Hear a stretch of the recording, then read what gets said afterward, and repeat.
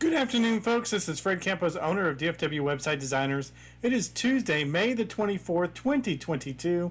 This is episode number 399 of your 3 business tips at 3 o'clock in around 3 minutes.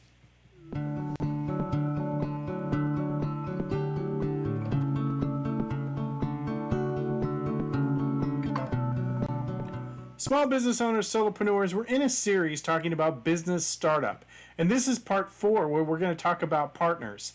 Today we're going to talk about finding a partner's strengths, deciding who and what the tasks are going to be, and the 2 of you or 3 of you or just you by yourself figuring out the structure.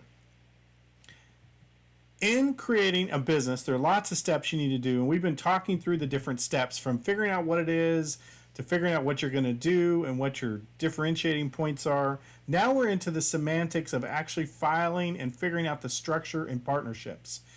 Being in small business is tough work, and it usually works out better when you partner up with somebody. So if you're going to partner up with somebody, who should you pick? Business tip number 1, you need to find somebody who has strengths in a different area than what you have, so the 2 of you can complement each other.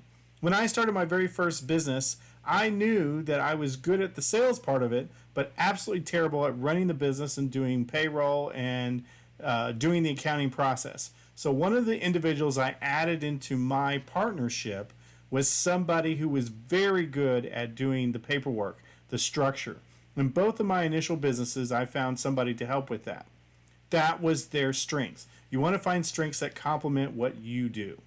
Business tip number 2 is the task involved. Who's going to do what? I was in charge of sales. That person was in charge of accounting.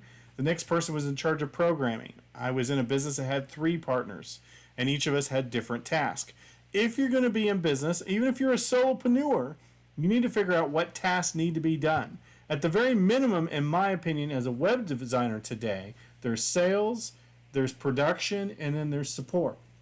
There's probably 2 or 3 different tasks that exist in your particular business as well. Business tip number 3, which is the most important thing you're going to have to do when filing with the state, is what is the structure of your business going to look like? Is it just you and you want to structure it as sole proprietorship? Or maybe you want to have partners like I'm suggesting here? Or maybe you guys want to get together and put together a limited liability company or an LLC? Or maybe you're going to grow larger and you need to be an S corporation or a C corporation. You need to figure out what the structure of your business is. Now, obviously, I can't get into the details of that in a 3-minute, but you need to figure out what that structure is and talk to your accountant about it. So in review, we've talked about the strengths, the tasks, and the structures of maybe considering a partner or what you need in order to file your business. That's what I'm learning this week. Anything I learn, I throw over the fence to you because I want you guys to be awesome. Now go back to sleep.